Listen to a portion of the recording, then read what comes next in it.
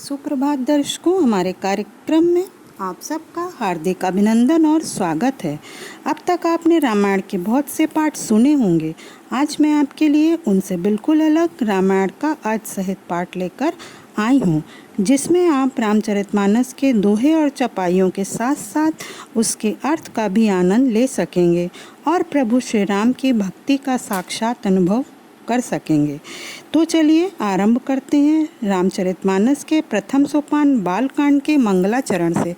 इसमें श्री गोस्वामी तुलसीदास जी ने माता सरस्वती जी, गणेश जी, माता पार्वती और शंकर जी तथा श्री सीताराम जी और हनुमान जी की वंदना की है तथा उनसे कृपा प्राप्ति की प्रार्थना की है। मेरी भी सभी ईश्वरों से प्रार्थना है कि वे अपनी कृपा दृष्टि हम पर बनाए रखें और मेरे प्रयास को सफल करें। वर्णामार्थ संघानां रसानां छंदसामपि मंगलानां च कर्तारो वंदे वाणी विनायको। तुलसीदास जी कहते हैं, अक्षरों, अर्थ समूहों, रसों, छंदों और मंगलों को करने वाली सरस्वती जी और गणेश जी की मैं वंदना करता हूँ। भवानी शंकरो वंदे श्रद्धा विश्वास रूपिणे याभ्याम विना न पश्यन्ति संदिधा स्वांतास्थमीश्वरम।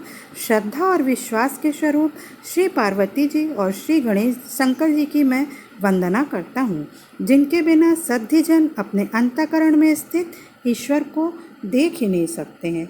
वंदे बोधमयम नित्यम गुरु शंकर रूपिणम यमाश्रितो ही वक्रो अपि चंद्र सर्वत्र वंदते।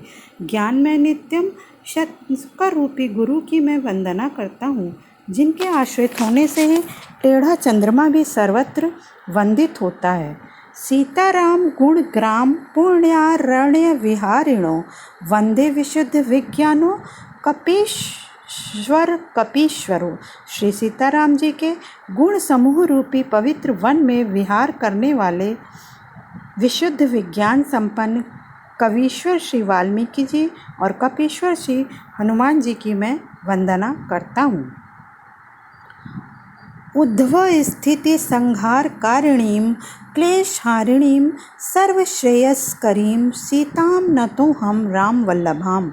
उत्पत्ति, स्थिति, पालन और संहार करने वाली, क्लेशों को हरने वाली तथा संपूर्ण कल्याणों को करने वाली श्री रामचंद्र जी की प्रियतमा श्री सीता जी को मैं नमस्कार करता हूँ। यान माया वशवर्तीं विश्वमखिलं ब्रह्मादिदेवसुरां यत्सात्त्वात् स्मृशेवं भाति सकलं रज्जो यथा हे भ्रमः यत्पादप्लवमेकमेव हि भवाम्भोधे स्थितिर्शीर्षतां वन्देऽहं तं शेषकारणं परं रामाख्यमीशं हरिम्।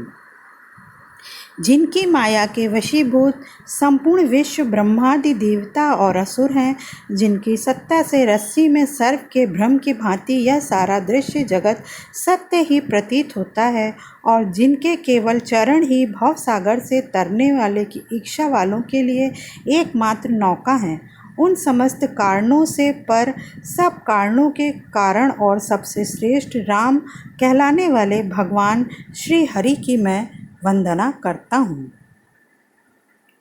नाना पुराण निगमाग सम्मतम यद रामायणे निगतम क्वचित् दिन्यातोपि स्वांता सुखाय तुलसी रघुनाथा भाषा निबंध मति मंजुल मातनेति। अनेक पुराण, वेद और तंत्र शास्त्र से सम्मत तथा जो रामायण में वर्णित और कुछ अन्यत्र से भी उपलब्ध श्री रघुनाथ जी की कथा को तुलसीदास अपने अंतःकरण के सुख के लिए अत्यंत मनोहर भाषा रचना में विस्तृत करता है।